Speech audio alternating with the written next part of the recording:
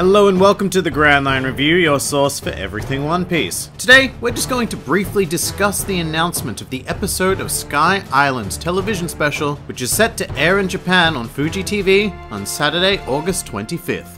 Now, a lot of you might not be particularly enthusiastic about this. I mean, Skypiea is an arc that really divides the fanbase with a lot of straight-up haters, as well as a lot of people who think it was pretty good and a rare few who actually love it. For the record, I fall into the middle category. I don't think it deserves the hate it gets, but I also understand the criticisms put forward and why it isn't one of the better arcs in the series. However, the major criticism you generally hear regarding Skypiea is that it is just too long and drawn out. Well, this TV special is essentially here to fix all of that. In a time of just under 2 hours, this episode has the job of covering both the Jaya and Skypiea arcs from beginning to end, which I think is entirely achievable and may even serve to put a glorious fresh take on this portion of the story. I have a lot of faith in this because for the most part, these episode specials have been done really well and do a fantastic job of abridging the events of a singular arc or saga and presenting them with stunning modern animation that make it actually pretty difficult to go back and watch the original episodes. In my opinion, the only time where these specials fail is when they bite off far more than they can chew. The prime offender here being the episode of Merry, which incredibly ambitiously attempted to tackle the entire Water 7 saga. And while it was great to see all of those events reanimated, it didn't do a single shred of justice to the actual story of that saga. Also, I will never understand the decision-making process behind not showing Luffy using Gear 3rd against Lucci.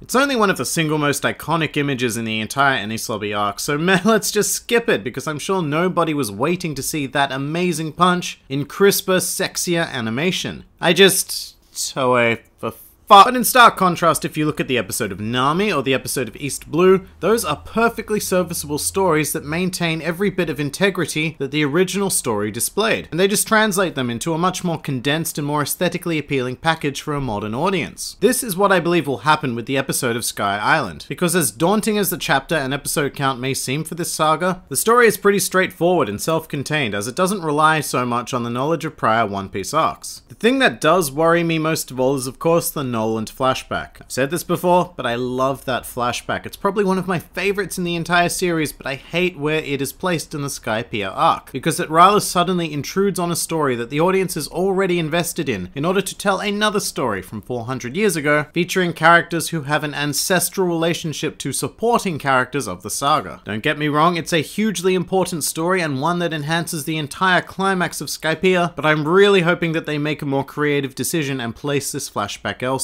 Like perhaps the entire special even opens with Noland's flashback and then transitions into Jaya where we meet Cricket. Then perhaps later on during the Skypiea portion we can revisit the flashback and show Kalgara's side of the story, leading into the epic finale against NL. And there are bound to be a whole host of other ways to go about it, but I just want this flashback presented differently to how we originally received it. On the flip side, the thing that excites me most about this special is that it fills a huge gap in modern One Piece animation. These days, to get people into the series, I more often than not suggest that they not really touch the original anime series due to its extreme length and rapidly declining quality. Instead, I suggest that they begin by watching the episode of Nami, or more recently actually, the episode of East Blue. Then move on to the episode of Chopper, which is a bit tricky because, you know, Frankie is there and Luffy knows Gear 2nd, but meh. From there, we would go to the episode of Alabasta, which is our first big gap in the series because there's no context to Vivi and Baroque works, and you also don't get to see Reverse Mountain, Whiskey Peak, or Little Garden, but hey, it's not actually too bad. However, from there, chronologically, you had to take an even bigger leap and go straight to the episode of Merry, so I'm very glad that this special will finally fill that gap. It also signals to me that they might consider making future specials for other generally unpopular arcs, like Thriller Bark and Fishman Island, both of which I think would work amazingly as a 2-hour special. But there is of course one very important piece of information that we need to go into before wrapping up this video, and that is that this special will feature a character who was not seen in the original Skypiea arc. This doesn't surprise me at all because they generally try to add something into these specials to hook people into tuning in as well as to generate some buzz, and it's doing its job perfectly because there is a lot of speculation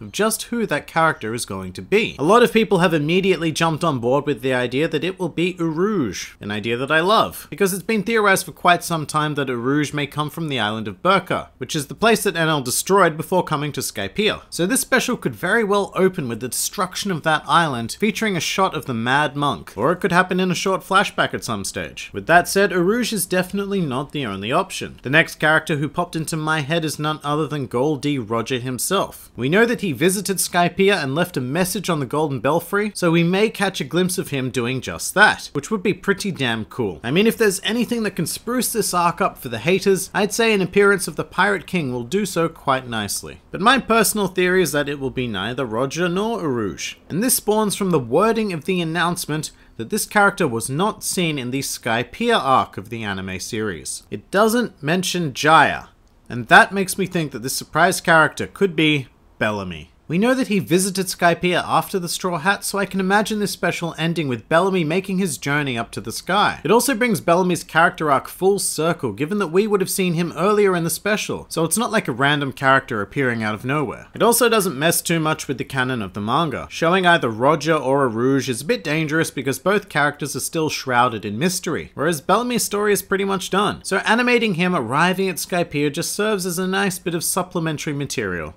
So yeah, that's my theory. And that pretty much does it for this short discussion on the upcoming episode of Sky Island. If you enjoyed this video, then feel free to like, favorite, or subscribe, and please do comment with your thoughts on the episode of Sky Island. This has been the Grand Line Review, and I'll see you next time.